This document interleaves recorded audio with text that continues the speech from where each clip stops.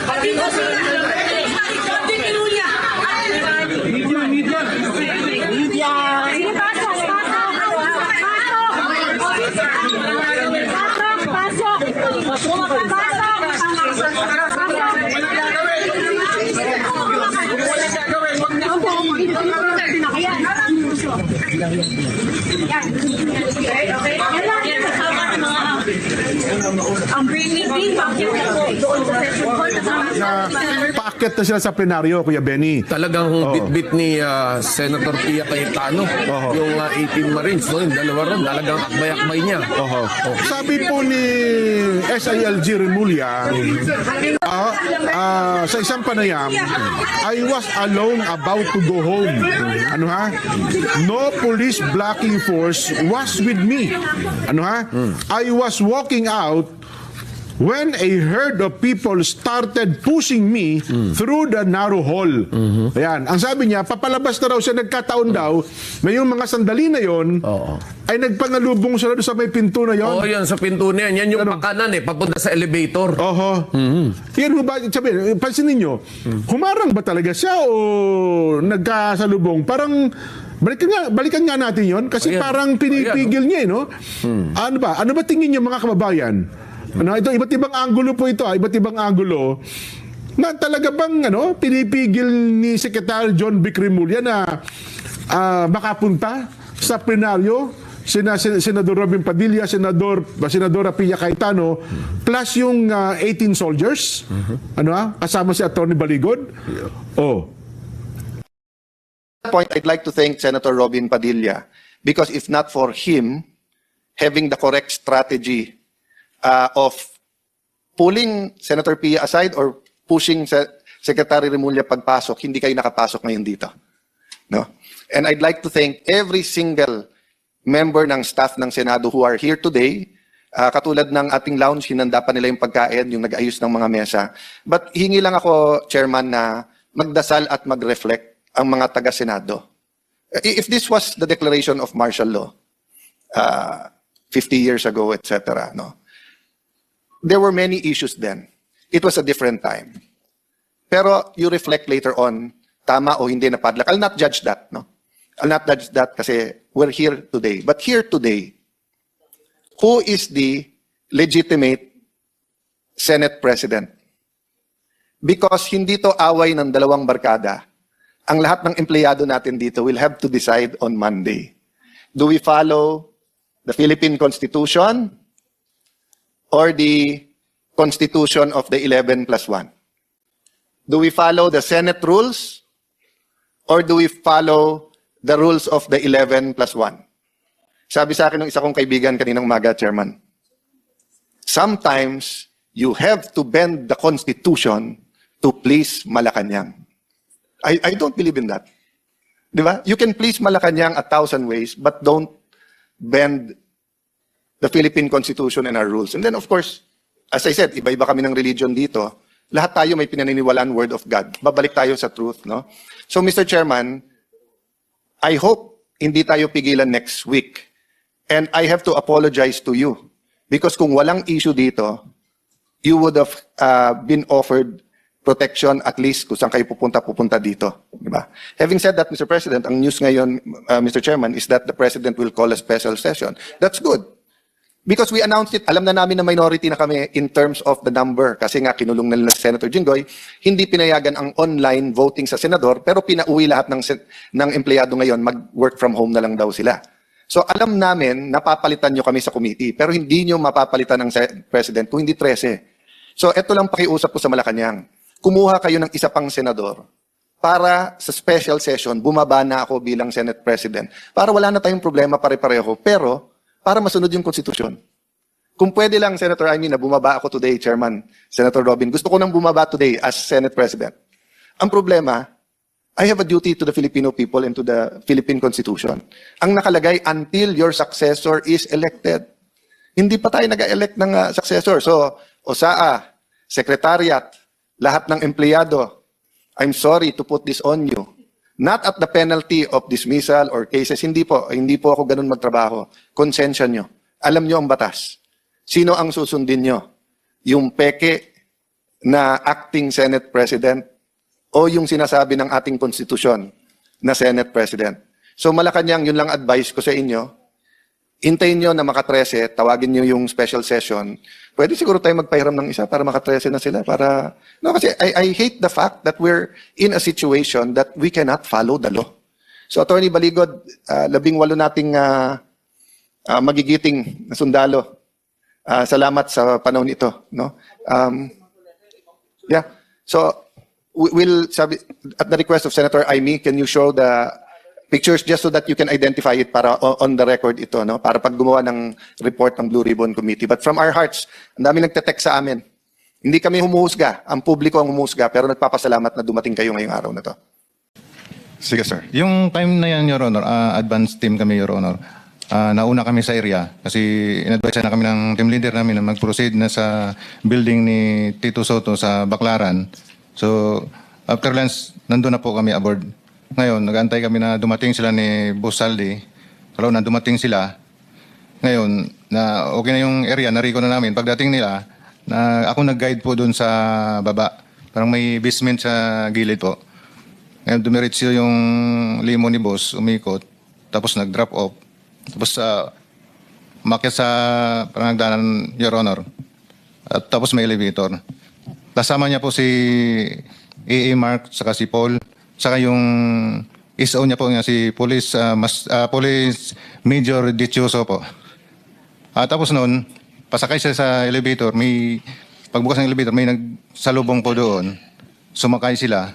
Tapos yung malita po na dala po namin, nadala po ng mga kasama ko, tulak-tulak po nila yung dalawa, hinabol ko yung dalawa, at sinambay po sa elevator. Tapos yung the rest po na ibang malita, hindi po nakahabol. Nauna na po, akyat sa taas po.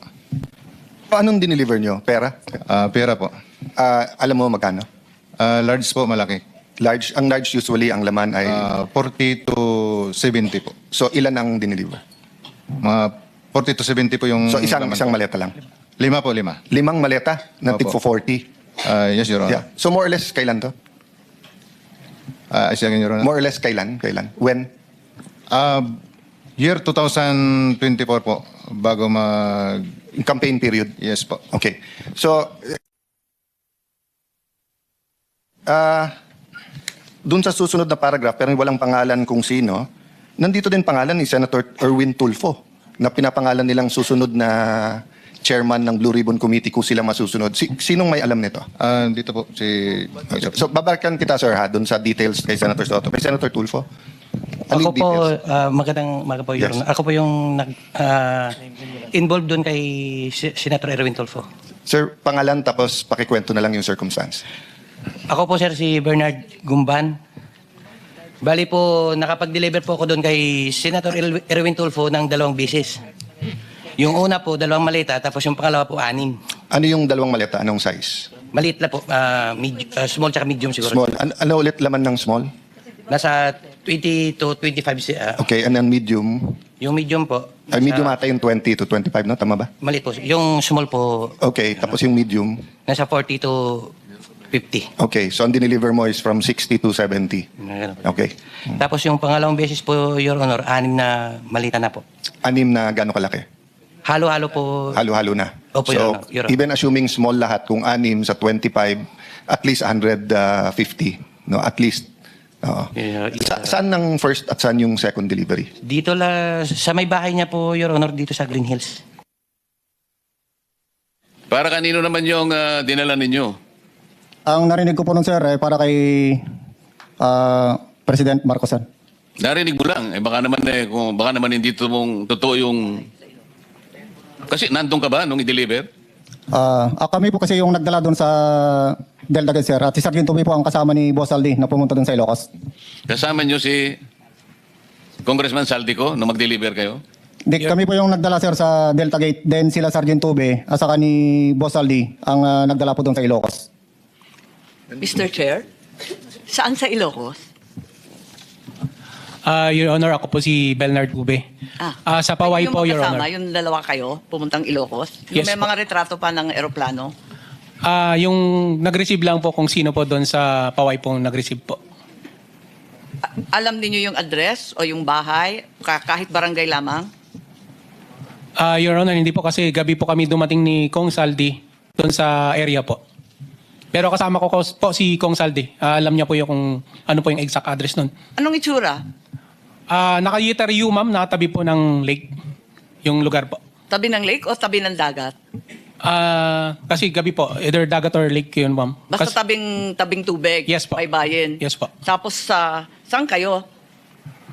Doon ma'am sa letter U na bahay ma'am kasi nakikita ko po yung mga picture nung ni dating president po na si Marcos din po. May picture din po sila ng family din po. Then yung room po may mga yung telepono po kasi may mga pangalan po ng mga anak niya at saka So nakapasok pala kayo? Yes po. I see. Nakita ba ninyo yung kamag-anak nila o pamilya ng mga opisyal? Yung time na dumating po kami, Your Honor, is sila lang po. Nauna po si Kong Sandro, then next po si President, then si First Lady po yung dumating nag-dinner po sila ni Kong Saldi. Andun pa rin kayo? Yes po.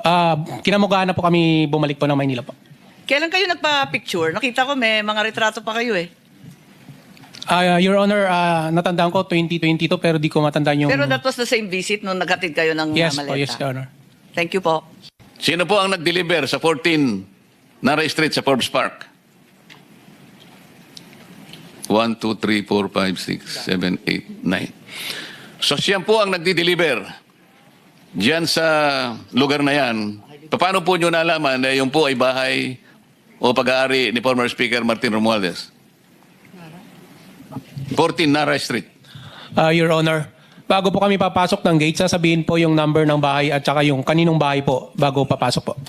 Ano po ang sinasabi ninyo bago kayo papasukin? Kay Speaker Romualdez po, 14 Nara. Papapasukin na kagad kayo ng gwardiya? Yes, for Honor, kasi naka-ordinate na po nila yun galing sa loob, sa gate po. So sino pa po ang magkukonfirma nun? Ako po, Your Honor, kinukumpirma ko. Ganon din po, tuwing papasok kayo, ang sasabihin nyo lang, 14 Nara Street, Speaker Martin Romualdez. Yes po, Your Honor. Ilan po lahat ang na-deliver naman doon sa 14 Nara Street? Kasi dalawa po yung delivery nyo, isang 42 McKinley at isang 14 Nara Street. Marami, Your Honor, kasi yung natapos na 2022 hanggang 2023 December, dun sa 42 po, na-stop na po yung deliveries po. Tapos dun sa 2024 January, nag-start yung deliver sa 14 Nara Street po. Hanggang natapos po yung termino ni Busaldi po. Pero ikwento na lang nung Marin para... Yung siguro, kung sino na lang nakakaalam. Kasi sinabi lang sa'yo, mahirap naman yon. Baka mamaya, mabanggit mo, hindi naman totoo. Yung magtapat na lang, yung talagang nakakita ng sinasabi mo. At patunayan po ninyo na ang sinasabi ni Atty. Baligod ay totoo. Your Honor, ako po yung naka-experience doon sa Maidas. Pwedeng paki-detalye po ninyo? Your Honor, unang dumating po yung VIP. Sino po yung VIP? Si Senator Erwin Tulfo, Your Honor. Tapos po, maya-maya dumating din po yung dalawang babae. Inakyat po namin doon sa president. Akala ko 3 pinagpipilian, pinakamababa, 5. 2 lang pala. Yung sa akin po, pero maraming beses po yan. Hindi lang po sa Maidas, meron din po sa Shangri-La. 5, 3 po ang dinadala. O kulang ang nabalitaan mo. Sabi mo kasi 2 beses lang, Atty. Baligod. Ayon sa kanila, maraming beses. Saan lugar? Yung na-experience ko po sa Shangri-La po at saka sa Maidas po. O sino pa sa inyo? Meron pa sa... Sa akin, Your Honor, as a Team EEC, namomonitor ko rin, Your Honor. Kasi nandyan lang kami sa paligid, saka sa Viber chat namin, na nandyan na, dumating na sa lobby yung babae, i-guide nyo na. Ganun lang po yung experience ko po. Same personality. Ganon din yung pangalan ng binanggit ng kasama mo? Kapareho rin? Yes, Your Honor. Okay.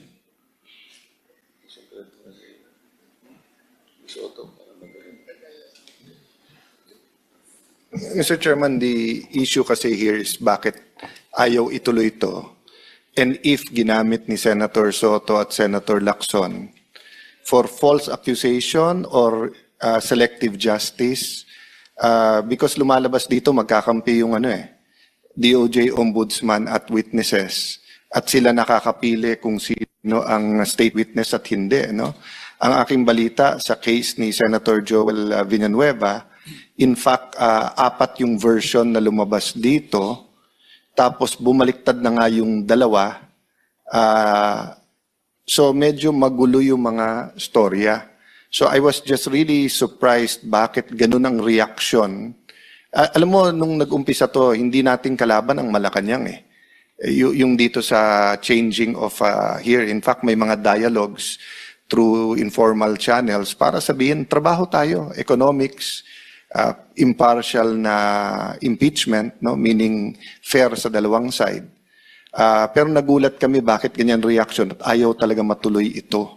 So yung pala, may mga personality na nababanggit from the 11 senators, and then yung nabanggit ko kanina, na may tinatakot na ilan miyembro na babanggitin o hindi. No?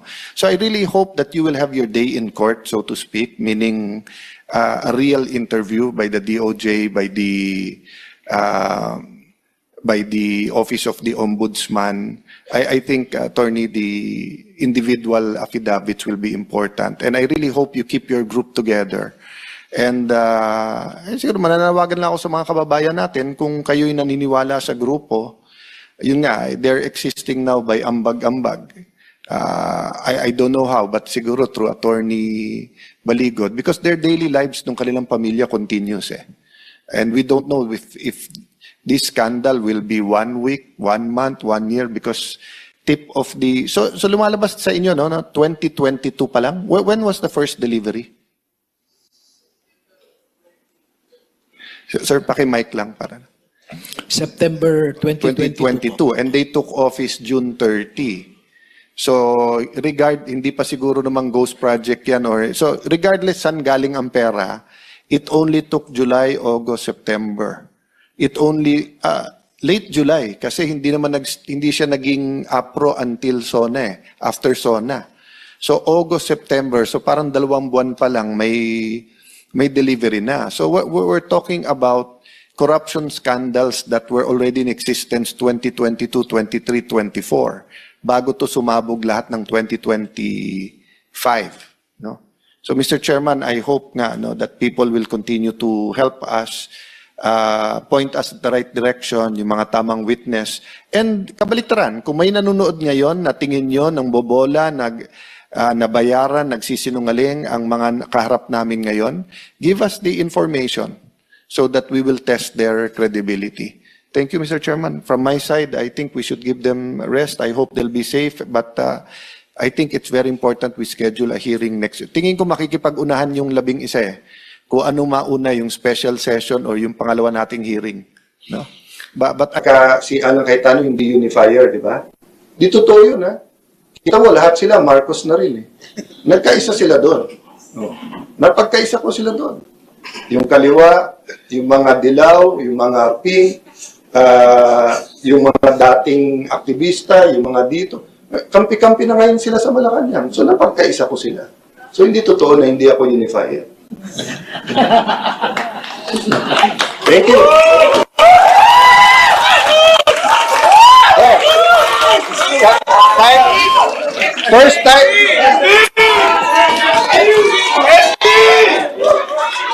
First time ako napalapakan ng media, walang bayad yun, ha? Thank you.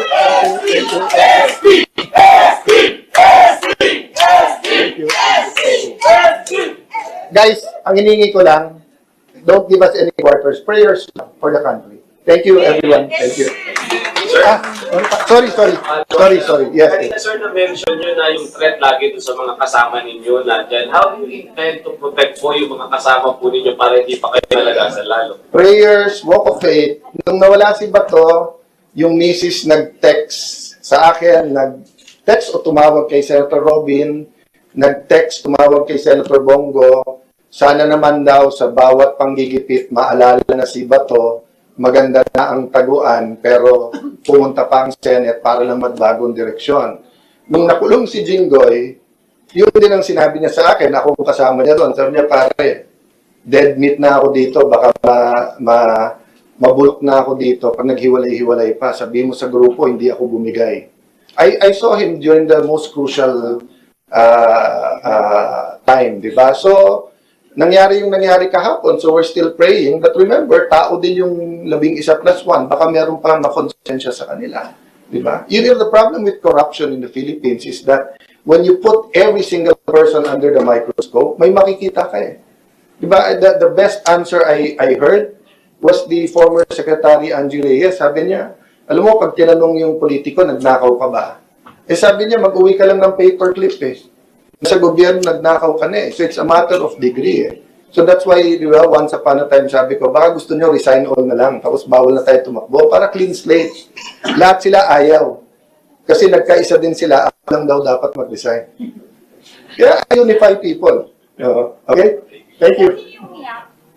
Marami.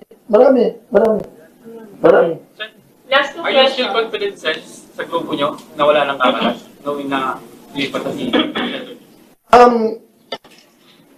confident ako na pare-pareho prinsipyo namin and that we'll make the right decisions together. Kasi kung ako lang parang gusto ko lang sabihin dalawa sa kanila na pairam nyo na yung boto kasi ang hirap ng pinagdadaanan nila tapos para bang ako lang nakikinabang dahil akong SP. So, although alam na nila na ilang kaso na at ilan na ang inalungkat sa akin, so nandun yung support. So, I'm confident in our democracy. I'm confident that the Philippines is a country of the Lord. So, I face this. I'll just quote someone na nakasama ko. Sabi niya sa akin, Brad, alam mo naman ako, kasi magkasama kami noon. Hindi ko nakasama kay Erap, nakasama ko kay GMA na. Sabi niya sa akin, Brad, alam mo naman, kahit barilin ako sa luneta, single ako noon, wala akong pamilya, wala akong asawa, bata pa tatay ko. Pero ngayon, baka takahin sa puso tatay ko, pero hindi ako kakalas. So, ganun na yung salitaan namin eh. So, although may asawa ko, I haven't been blessed to have children. I have a lot of pamangkins I treat as my children. I have my ate na I didn't want to pull in. But she's a senator as much as me and she's happy to do this. She didn't want the blue ribbon. But kanina, siya nagsabing, Al, kung magkakagulo dun sa baba, baka respeto nila kung babae. So siya bumaba. Buti lang sumama si Robin kasi kahit pala babae, haharangin pa rin sa baba. So I'm confident God is in control, but I cannot tell you more than now. And I don't know what will happen later. I don't know what will happen tomorrow. I don't know what will happen Monday.